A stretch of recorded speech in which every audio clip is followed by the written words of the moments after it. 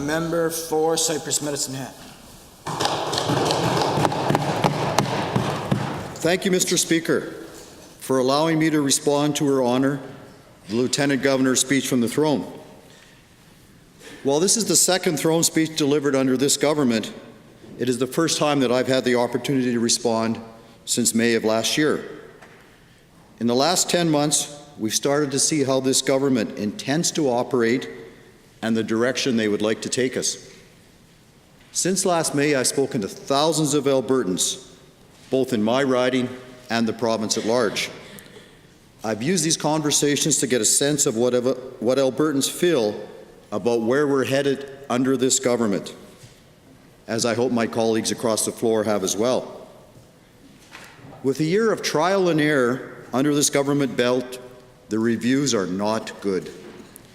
The only guiding philosophy the NDP has seemed to display so far has been relentlessly extracting more money from the productive sector and Alberta's households. There has been an unrelenting focus on revenue, but on spending and the value all Albertans receive from spending, we haven't seen any commitment to improvement. There's plenty to say about Alberta's spending problem that has been created over several years of unrestrained runaway budgets. But I'd like to touch on something that has been quite distressing to me about this government's attitude on the revenue side. There seems to be a pervasive view of the economy as nothing but a source for the government to tap.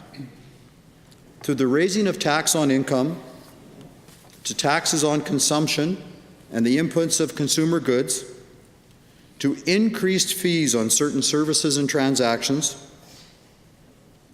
there we've been told that Albertans are not doing enough for their government. Albertans are having more of the burden of inefficiency and government bloat shifted onto their backs, and all the while, the government has expressed an attitude that almost borders on entitlement when it comes to our hard-earned contributions. If they need more, they simply demand it from the people. The economy cannot bear these constant money grabs. The people of this province cannot be leaned on ever more heavily as they face the challenges within their own businesses, their own communities, and their own households. The citizen of Alberta has a personal obligation to manage his or her finances prudently, cautiously, and carefully. The money left in Alberta households and businesses must be well spent because, frankly, there is no other alternative. There is no option but for families in this province to use what they have earned wisely, to scrutinize, to assess value returned on their own expenditures. So I ask the NDP, why the lack of trust in the people of this province? Why the reluctance to unleash the human potential of Alberta? And why does this government feel that it knows better than the earners, job creators, and taxpayers that it is supposed to serve? We've seen the NDP government engage in a number of tactics and practices that it once spoke out loudly against. We've seen a further erosion of trustworthiness. But perhaps even more troubling than the loss of trust Albertans have in the government these days is the loss of trust the government has in Albertans. As a province, we find ourselves facing great hurdles in bureaucracy and taxation. We find it harder to thrive and grow at precisely the time when things need to be made simpler. The price of oil poses a challenge, yes, but these hurdles were not put up by the price of oil. They were put up by deliberate government actions. In all corners of this province, I found one thing to be universally true. The people of Alberta are humble and determined. Albertans do not ask for more than a fair shake and equal chance. We've never shied away from hard work or a challenge. We need a government that shows us the fundamental respect that leads to restraint. A government that respects its people is a government that knows its limits and stays within them. In my wide experience discussing these things with Albertans, it's clear they are not asking for more than just an opportunity to show this famous resiliency. They want a government that acknowledges that they are and always have been the true drivers of the economy. The economic engine of this province is, thankfully, not determined by the government's coffers, which have been in a state of disarray for some time now. Albertan industry and commerce has managed to thrive in spite of flawed government fiscal management. The throne speech promises more of the same erroneous thinking, that we can tax and spend our way to prosperity. Despite some misguided and failed experiments already, they seem undeterred in their quest to throw money around at risky and unfounded projects and programs. Mr. Speaker, this government has doubled down on its hubris, thinking itself far more wise and efficient than the people who make up this province. The NDP government has committed to picking winners and losers. They trumpet their ability to diversify the economy while displaying no particular joy or pride for what already exists. In fact, recent economic policy has done nothing but put the squeeze on productive, competitive, innovative enterprise.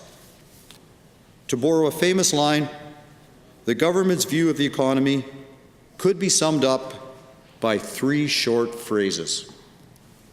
If it moves, tax it. If it keeps moving, regulate it. And if it stops moving, subsidize it. After creating barrier after barrier to economic growth in this province, methodically stripping away our competitive advantage, the NDP now sees fit to try to kickstart things the only way they know how. More intrusion, more spending. Having no sense of restraint themselves, they instead restrain the economic potential of Alberta. But Mr. Speaker, I can assure you, I know this province well, and I know that there are no people more capable of building a strong, resilient economy than Albertans. I implore this government to turn away from the temptation to intrude more and instead give the people of the province the economic freedom to get to work, to build, to grow and to prosper as Albertans always have. Perhaps it's tempting we get in this building to think that we have total power to solve every problem that arises. As nicely as the word diversification might tickle your ears, when governments dabble in the world of diversification by subsidy, they tend to create bad investment, skewed market incentives, and rent sinking. I have heard big dreams, but these are hardly backed up by any serious economic rationale. Precious little consideration has been given to value. When the NDP spends our money and that of future generations, are they doing it for just the sake of spending? Have they considered fiscal multipliers and whether they justify any public investment in their pet projects? Have they considered what measurable performance targets will be? In short, are they looking at this from the perspective of real, firm deliverables and value, or just throwing around flashy numbers and unfounded hopes? When Albertans are facing punishing increases in cost from the NDP's carbon tax, the PST in disguise, rising utility rates, increased prices of goods and services, and diminishing employment prospects, Albertans deserve better than vague assurances from the NDP government. They deserve a government that takes the stewardship of their dollars seriously and aims to return value for what they take and collect. And if the government relentlessly pursues its flawed economic strategies, refusing to show restraint and confront economic realities within its own finances, future generations will ask why we did not give proper consideration to value. They will wonder why we were so committed to throwing good money after bad instead of thoughtfully asking if such priorities were actually well-placed and well-founded. Most of all, they will ask why we left them to pick up the tab for such folly. This province can achieve great things now and for the future, Mr. Speaker, but it all hinges on putting the trust back in Albertans, where it belongs. If we wish to support the families, communities, and businesses of this province, we can begin by offering a level playing field and allowing the innate strength of our economy and exceptional ability of our residents to rise up and be in control. Once again, Mr. Speaker, thank you for allowing me the opportunity to offer my response to the government's direction as outlined in their throne speech. I am honored to once again represent Cypress Medicine Hat in this House, and I promise I will do all that I can to ensure that their voices are heard here every day. Thank you, Mr. Speaker.